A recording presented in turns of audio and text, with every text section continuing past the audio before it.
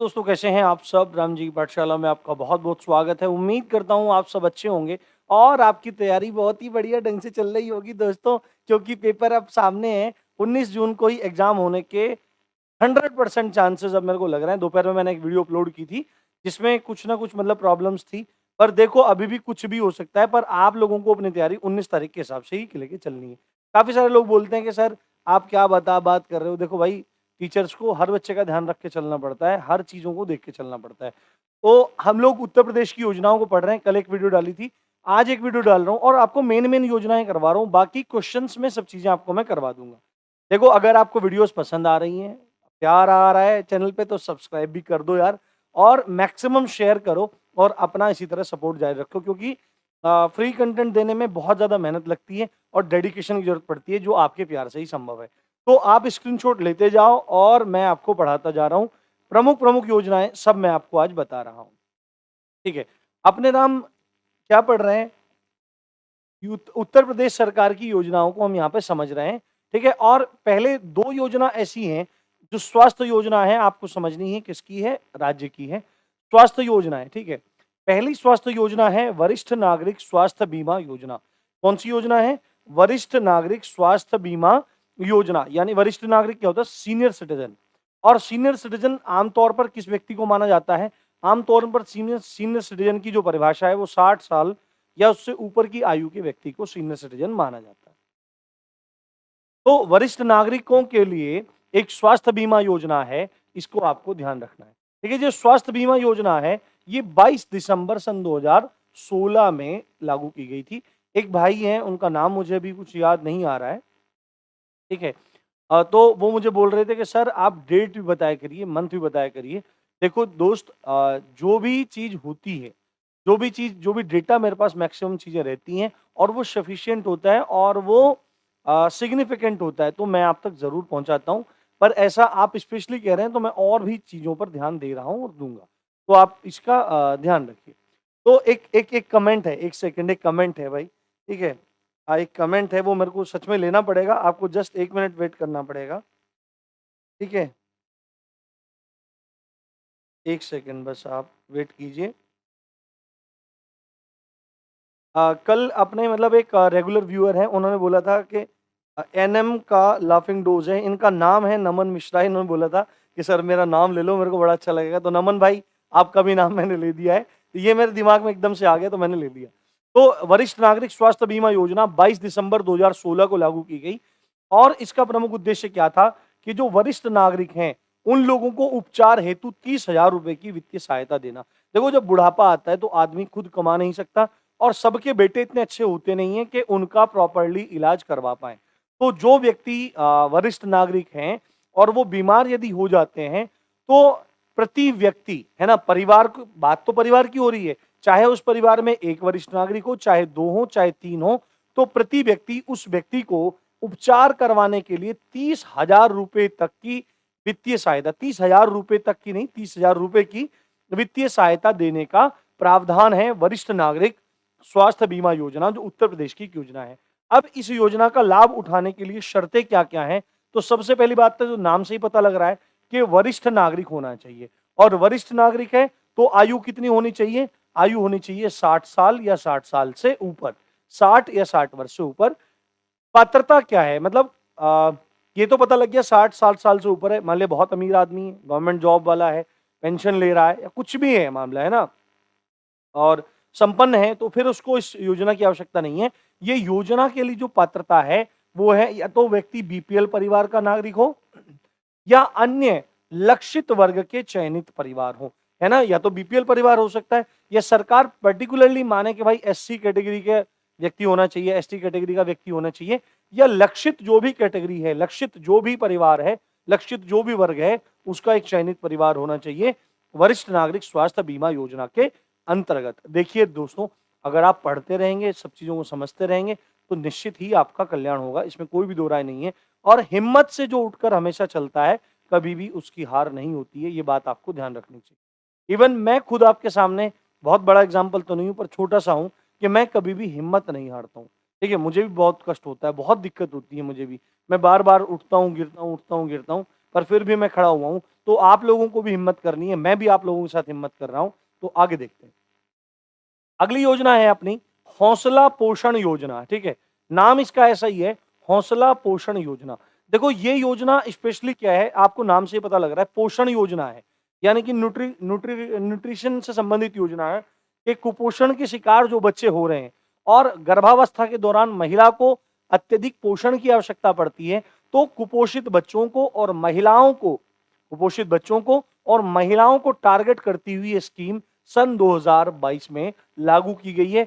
कई कई जगह इसका डेटा 2017 भी है, पर 2022 मुझे ज्यादा ऑथेंटिक लगा। आप लोग भी एक बार देख लीजिए। तो देखो कई बार ऐसा रहता है, जो फैक्चुअल डेटा रहता है उसकी सटीकता का विश्वास कई बार नहीं हो पाता है, क्योंकि हम लोग क्या देखेंगे, बुक्स देखेंगे, नेट देखेंगे, तो वहीं से चीजें क्लियर हो पाती हैं। अगर इसमें कोई छोटी मोटी मिस्टेक भी हो जाए तो आप उसको सुधार लीजिए, उसको अन्यथा ना मानिए। बिल्कुल ठीक है, टीचर कोई ब्रह्मा जी तो होते नहीं है बिल्कुल कि भाई सब चीजें पता होंगी। तो उद्देश्य क्या है कि जो गर्भवती महिलाएं हैं तथा कुपोषित बच्चे हैं उनकी देखभाल करना हौसला पोषण योजना का प्रमुख उद्देश्य है। प्रावधान क्या क्या है इस योजना के अंतर्गत, प्रावधान क्या क्या है? तो पहली बात की जाए, अगर गर्भवती स्त्रियों के संबंध में बात की जाए तो गर्भवती स्त्रियों को पोषण प्रदान करने वाला निःशुल्क रूप से भोजन प्रदान करना और उनकी चिकित्सीय देखभाल करना, ये एक पहला प्रावधान इस योजना के अंतर्गत है।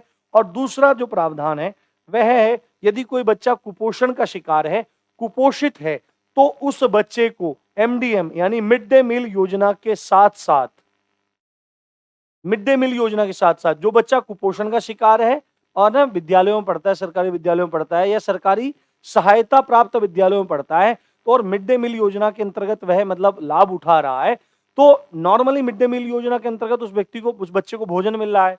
परंतु अब मान लो 10 बच्चे बैठे हुए हैं, 10 बच्चों में से 2 कुपोषण के शिकार हैं और 8 ठीक ठाक हैं, स्वस्थ हैं, तो 10 के 10 को भोजन तो मिलेगा ही, बट उन 2 बच्चों को जो कुपोषण के शिकार हैं उनको इस अवस्था से उभारने के लिए मिड डे मील योजना के साथ साथ सप्ताह में 2 बार दही दिया जाता है कि भाई तुम दही खाओ, ले भाई मौज मार। ठीक है, वो भल्ले अपने घर से ले आएगा, दही भल्ला मिला के पिएगा, मौज उसकी हो जाएगी। ठीक है, और उसको आधा किलो घी देना, ये साप्ताहिक नहीं है, ये केवल इतना ही लिखा हुआ है कि उस बच्चे को आधा किलो घी देने की मतलब प्रावधान है। अब घी भगवान जाने कैसा देगा, पर घी जो खाना चाहिए वो विशुद्ध भारतीय देसी गौ का ही खाना चाहिए, जिसके डांट निकली रहती है ना, जिसके ककुद निकला रहता है, कुबड़ रहता है, ऊपर डांट होती है, उसका ही घी का सेवन करना चाहिए, वही अमृत है। ठीक है, अगला है सामुदायिक कल्याण योजना है, यानी कि कम्युनिटी का है भला करने के लिए, जो पूरा का पूरा समाज है, समुदाय है, उसका भला करने के लिए योजनाएं लागू की गई हैं। और ज्यादातर जो योजनाएं मैं आपको ये पढ़ाने वाला हूँ वो लेटेस्ट हैं और वो आफ्टर कोविड-19 के बाद की सिचुएशन पे बेस्ड हैं। तो पहली जो योजना है वो है किफायती किराए की आवास योजना। किफायती किराए की आवास योजना आप सबको पता है, जो बड़े बड़े सिटीज हैं, मेट्रोपॉलिटन सिटीज हैं, तो उन सिटीज में ये दोनों स्तर पर लागू हुई थी। ये केंद्र स्तर पर और राज्य स्तर पर दोनों स्तरों पर ये योजना लागू हुई। और आपको पता है कि बड़े बड़े जो शहर हैं उनमें किराया ही, कमरों का किराया ही बहुत महंगा होता है, यानी कि जितनी कमाई होती है उस कमाई का एक बहुत बड़ा हिस्सा किराए में ही चला जाता है। तो ऐसी अवस्था में कोविड-19 के बाद जब लोग दोबारा से शहरों में आ रहे हैं, रोजगार की तलाश कर रहे हैं और पहले से उनकी अर्थव्यवस्था टूटी हुई है, उनकी आर्थिक अवस्था खस्ता हालत में है, तो ऐसे में उनको और भला करने के लिए उनको किफायती किराए के कमरे प्रदान करने के लिए एक योजना चलाई गई है, जिसका नाम है किफायती किराए की आवास योजना। यह मार्च 2021 में चलाई गई। आपको पता है कोविड कब आया था? कोविड के लिए लॉकडाउन लगा था 24 मार्च 2020 में। ठीक है, और उसके बाद बहुत लंबे समय तक अपना लॉकडाउन रहा, बहुत मतलब विकट समस्या रही, बहुत लोग मतलब गुजर गए, मारे गए। ठीक है, दूसरी वेव में तो हद हो गई बिल्कुल। तो किफायती किराए की आवास योजना मार्च 2021 में लागू की गई। उद्देश्य क्या था कि जो छात्र हैं, देखो क्या होता है, बच्चे पढ़ने जाते हैं, ग्रेजुएशन करने जाते हैं, तैयारी करने जाते हैं, अलग अलग कोर्सेज करने जाते हैं। ठीक है, छात्र हैं या कोई गरीब व्यक्ति है या कोई शहरी प्रवासी है, यानी कि अपने गाँव से कहाँ पे आ रहा है, अपने गाँव से शहर में आ रहा है काम धंधा ढूंढने, गरीब व्यक्ति वहीं का भी हो सकता है।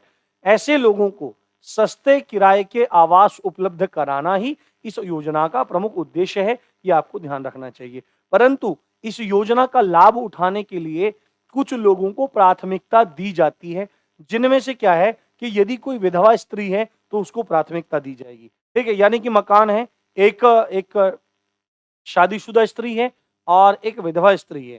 ठीक है, शादीशुदा स्त्री रह रही है, विधवा स्त्री रह रही है, दोनों ने अप्लाई किया तो विधवा स्त्री को प्रेफरेंस दिया जाएगा। ठीक है, कामकाजी महिला को प्रेफरेंस दिया जाएगा, कोई जॉब है, वर्किंग महिला है, उसको प्रेफरेंस दिया जाएगा। कोई व्यक्ति एससी समुदाय से है ना, अनुसूचित जाति से है, अनुसूचित जनजाति से है या अदर बैकवर्ड क्लास का बंदा है, उस व्यक्ति को प्राथमिकता दी जाएगी कंपैरिजन में।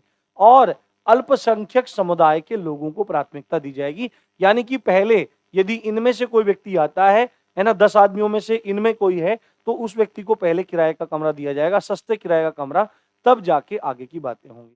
अब इंपॉर्टेंट बात यह है कि किराए के कमरे सस्ते देगा कौन, यानी क्या होगा ऐसा कि मतलब किराए के जो कमरे हैं वो सस्ते हो जाएंगे कि पहले तो 10,000 रुपए रेंट दे रहे थे और अब सरकार कह देगी कि भाई मकान मालिक सुन ले, इसको 1,000 में देना है। ऐसा नहीं होगा, किसी के प्रति जोर जबरदस्ती नहीं होगी। दरअसल ये जो सस्ते किराए के कमरे हैं, इस योजना के अंतर्गत उन सस्ते किराए के कमरों का निर्माण किया जाएगा, उनका संचालन किया जाएगा। पर होगा कैसे कैसे, ये बात आपको ध्यान रखनी है कि जो ये किराए के आवास हैं, इनका जो निर्माण होना है, बनाना है, इनका जो संचालन है, इनको रनिंग करना है और इनका रखरखाव जो करना है, ये किस योजना के अंतर्गत होगा। ठीक है, किराए के कमरों को सस्ते दामों में प्रोवाइड करना, ये तो हमारी जो भी योजना पढ़ रहे हैं उसका हिस्सा है। परंतु ये जो सस्ते किराए के कमरे बनाए जाएंगे, संचालन किया जाएगा और इनका रखरखाव किया जाएगा, वो किस योजना के अंतर्गत होगा, तो पीएम आवास योजना जो शहरी है उसके अंतर्गत इनका निर्माण, संचालन और रखरखाव होगा। अब ये सब काम कौन करेगा, निर्माण कौन करेगा, रखरखाव कौन करेगा, संचालन कौन करेगा, तो प्राइवेट या सरकारी सेक्टर की कोई भी कंपनी इस कार्य को कर सकेगी या दोनों साथ मिलकर भी कार्य कर सकते हैं, साथ मिलकर भी इस संभावना को आगे बढ़ाया जा सकता है। ये बात आपको ध्यान रखना। ठीक है, आई थिंक आपने इसका स्क्रीनशॉट नहीं लिया, एक बार इसका स्क्रीनशॉट ले लो। हौसला पोषण योजना का हो गया, फिर एक बार इसका ले लो आप स्क्रीनशॉट। देखो अभी मैं इसका पीडीएफ भी बना दूंगा और टेलीग्राम में डाल दूंगा। ठीक है, कल वाली का मेरे पास पड़ा हुआ है तो आप वहां से भी देख सकते हैं। ठीक है, मुझे याद दिलाते रहना और टेलीग्राम ज्वाइन कर लेना, टेलीग्राम डिस्क्रिप्शन में। ठीक है, तो अपन क्या है, एक बार इसका आप स्क्रीनशॉट ले लो, इससे आपको सब चीजें क्लियर समझ में आ जाए और कैसा लग रहा है पढ़ना ये भी जरूर बताएं। ठीक है, अगला योजना है नवीन रोजगार छतरी योजना। ये नाम बड़ा अजीब हो गया है, नवीन रोजगार छतरी योजना, मतलब सरकार को भी कुछ भी नाम रख देना, नवीन रोजगार छतरी योजना। तो मतलब कुछ रख देते, नवीन रोजगार योजना रख देते, छतरी लगाने की क्या जरूरत थी, है ना, छपरी हो सकता था इसमें। तो नवीन रोजगार छतरी योजना 18 जुलाई 2020 को ये लागू की गई और नाम से ही पता लग रहा है कि भाई रोजगार में छतरी पकड़ाई जाएगी, छतरी बेचने का रोजगार होगा, पर ऐसा नहीं है। ऐसा नहीं है, क्योंकि देखो जुलाई में लागू हुई है तो मानसून उस समय रहता ही है, तो मतलब क्या सीन रहेगा कि भाई रोजगार है, भाई छतरी बेचो अपना और क्या, पर ऐसा नहीं है। तो नवीन रोजगार छतरी योजना 18 जुलाई 2020 को लागू की गई और इसका उद्देश्य क्या है, ये देखो ज्यादा कुछ वैसा इंपॉर्टेंट नहीं है, पर आप मोटा मोटा याद रख सकते हैं। आपसे क्वेश्चन ये पूछ सकता है कि नवीन रोजगार छतरी योजना किस वर्ग के उत्थान के लिए लागू किया गया है। तो नवीन रोजगार जो छतरी योजना है, ये एससी वर्ग के जो गरीब लोग हैं, है ना, और या मजदूर लोग हैं, उन लोगों के सर्वांगीण विकास हेतु आर्थिक सहायता प्रदान करने के लिए योजना चालू की गई है, नवीन रोजगार छतरी योजना। यानी कि जो अनुसूचित जनजाति के लोग हैं, उन लोगों का सर्वांगीण विकास हो, आर्थिक विकास हो, सामाजिक विकास भी हो, ठीक है, सब प्रकार का विकास हो, उस चीज को बढ़ावा देने के लिए उनको आर्थिक सहायता प्रदान करना, रुपया पैसा देना, उसके लिए ये योजना चालू की गई है। और खासकर आप चीज देखिए कि ज्यादातर जो मजदूर के क्षेत्र में लोग कार्यरत हैं, वो एससी कैटेगरी के लोग ज्यादातर होते हैं। ठीक है, ये बात स्पष्ट है। और वही लोग रोजगार की तलाश में कहाँ जाते हैं, बाहर जाते हैं, जगह जगह जाते हैं। तो कोविड के दौरान क्या हुआ कि उन लोगों के रोजगार छिन गए, तो उन लोगों को समाज में अच्छी पहचान देने के लिए और आर्थिक मजबूती प्रदान करने के लिए ये योजना चालू की गई। अगला है हमारा युवा उद्यमिता विकास योजना। देखो उद्यमिता होता है एंटरप्रेन्योरशिप, यानी कि युवाओं के भीतर एंटरप्रेन्योरशिप का, अब देखो मैं बहुत ज्यादा इंग्लिश तो बोला, एंटरप्रेन्योरशिप ऐसे तो बोल नहीं सकता हूं मैं, है ना। जैसे एक एड है कि वो कुछ बोल रहा था कि पता नहीं, मैंने देखा था रील्स, किसने शेयर किया था मेरे को, कि वो बोल रहा था कि आज क्लास में ये पढ़ाया जाएगा, अटेंडेंस ऐसे होगी। तो पीछे से लड़की बोलती है स्पीक इन इंग्लिश, तो बोल रहा है आज क्लास में आज से पढ़ाया जाएगा। ऐसे मतलब मतलब अलग अलग आते रहते हैं एडवर्टीजमेंट, तो समझना थोड़ा पड़ेगा, देखना थोड़ा पड़ेगा। तो अपने नंद क्या है कि ऐसे नहीं बोल सकते एंटरप्रेन्योरशिप, बोलते हैं एंटरप्रेन्योरशिप। अरे भाई सीधे सीधे बोल लेना एंटरप्रेन्योरशिप, ठीक है। तो युवा उद्यमिता विकास अभियान, यानी कि युवाओं के अंदर उद्यमिता की भावना का विकास करने के लिए, उनको रोजगार प्रदान करने के लिए इस अभियान को शुरू किया गया है। और इस अभियान की शुरुआत हुई है 11 जून 2020 को, ठीक है। 11 जून 2020 को इस योजना की शुरुआत हुई है। एक खास बात है, आपसे पूछ सकता है कि युवा उद्यमिता विकास अभियान, इस योजना का अन्य नाम क्या है, तो आप इसका अन्य नाम बता देंगे युवा हब योजना। क्या है? युवा हब योजना। ये आपको ध्यान रखना है। इसके बारे में कुछ और चीजें जानते हैं, इस स्क्रीनशॉट ले लो आप एक बार, स्क्रीनशॉट वगैरह लेते रहा करो आप, ठीक है। पीडीएफ भी मैं भेज दूंगा, पर आप अगर स्क्रीनशॉट भी लेना चाहें तो ले लें, ठीक है। यहाँ पे देखिए, अब ये जो युवा हब योजना है, इसके उद्देश्य क्या हैं? अब इसके उद्देश्य हैं कि राज्य सरकार युवाओं को आत्मनिर्भर बनाने के लिए, देखो क्या है, मैं हमेशा से बोलता आ रहा हूं कि सरकारी रोजगार प्राप्त करना ही रोजगार नहीं है। जिस चीज से हमारे दैनिक जीवन की आवश्यकताओं की पूर्ति होती है, उसको रोजगार कहा जाता है। सीधे सीधे शब्दों में बात है। और वह रोजगार जरूरी नहीं है कि सरकारी नौकरी मिले। बहुत सारे लोगों सरकारी नौकरी इसलिए ज्वाइन करनी है कि कुछ करना ना पड़े। बहुत सारे लोगों को सरकारी नौकरी इसलिए जाना है कि उसको मतलब ऊपर की कमाई मिले, हराम का खाना चाहता है। तो ये चीजें बहुत गलत है। दरोगा में जो ये इतनी बड़ी धांधली हुई है, इसका कारण ही यही है कि भाई 15-15 लाख रुपए दे के, 20-20 लाख रुपए दे के हम लोग लग जाएंगे। लगने के बाद क्या होगा कि 15 लाख रुपए तो दहेज में ही आ जाएंगे। भाई साहब 15 की गाड़ी आ जाएगी, 15 में दहेज, 15 ऊपर 45-50 लाख का ब्याह करवाएगा, जरूरत ही नहीं है। और फिर उसके बाद डिपार्टमेंट में जाके डिपार्टमेंट में खाल उतार देगा गरीब लोगों की। तो ऐसे दुष्ट लोगों को तो ऐसे रोजगार मिलने नहीं चाहिए। ऐसे लोगों से तो पन्नी चुगवानी चाहिए 15 लाख रुपए देके, ठीक है। तो मैं बोलूँ ना, ऐसा करे कि सरकार ऐसे लोगों से पैसा ले ले, ठीक है भाई, ले ले और सबका क्या काम करे, डेटा बना ले, और सारा पैसा क्या काम करे, किसी के मतलब योजना लगा के और बेरोजगार युवाओं में उस पैसे को लगा दे और इनसे सालों से पन्नी चुगवाए पूरी जिंदगी। ऐसा होना चाहिए। तो राज्य सरकार युवाओं को आत्मनिर्भर बनाने के लिए प्रत्येक जिले में युवा हब की स्थापना करेगी, है ना। इस योजना का प्रमुख उद्देश्य है। युवा हब से मतलब है जहां पे युवाओं को विशेष कौशल सिखाया जाए, विशेष ट्रेनिंग दी जाए और उनको स्वरोजगार या रोजगार के लिए प्रेरित किया जाए। इसका मतलब है युवा हब से। और दूसरा उद्देश्य है कि बेरोजगार युवाओं को योग्यता के अनुसार नौकरी या रोजगार प्रदान करना इस योजना का प्रमुख उद्देश्य है, ठीक है।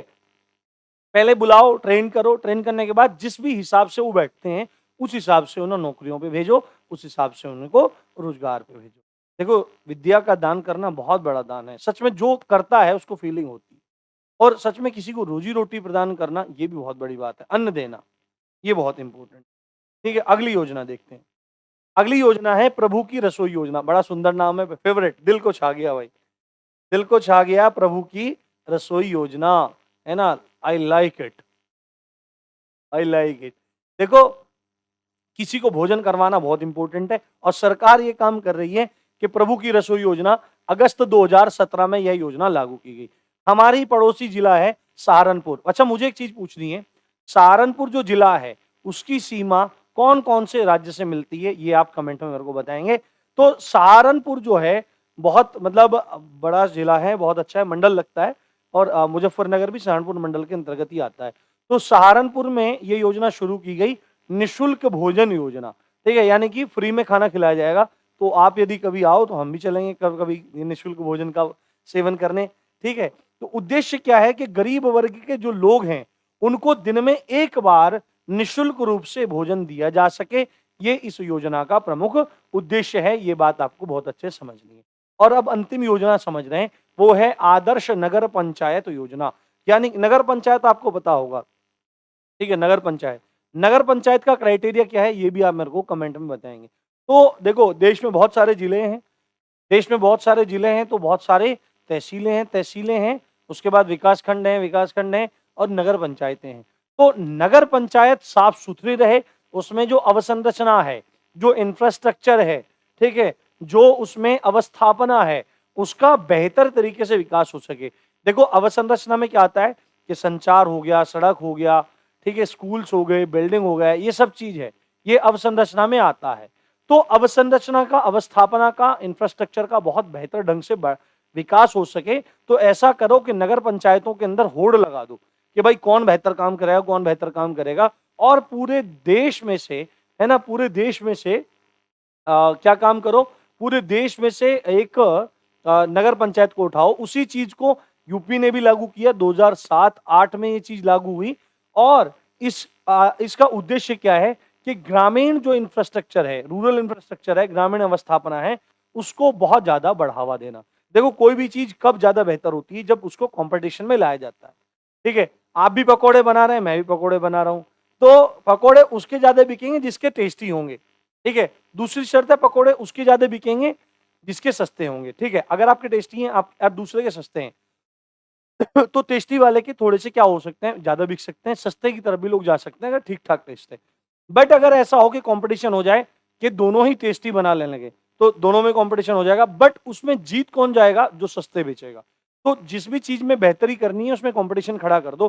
तो यहां पर भी एक कंपटीशन इस योजना के माध्यम से नगर पंचायतों के बीच में खड़ा कर दिया गया और कहा गया कि भाई जो सभी 75 जिले हैं, जो सभी 75 जिले हैं, इनमें से एक नगर पंचायत का आदर्श नगर पंचायत के रूप में चयन किया जाएगा और उसको पुरस्कृत किया जाएगा। तो आप भी अपने यहाँ पर जो नगर पंचायत है, जो नगर पंचायत के चेयरमैन हैं, उनको कहा, मतलब ये इनडायरेक्टली मैसेज दिया जाता है कि चीजों को बेहतर करो। तो उम्मीद है वीडियो आपको बहुत अच्छी लगी होगी। और भी वीडियोज आएंगी, चिंता मत करो, धीरे धीरे प्लानिंग सब चल रही है। और कोई भी कमेंट है आप पूछ सकते हैं, बता सकते हैं। इसी अच्छी बात के साथ आप देख रहे थे राम जी की पाठशाला। मैं हूं राम भारद्वाज। सब्सक्राइब का बटन जरूर दबा देना। जय हिंद, जय भारत।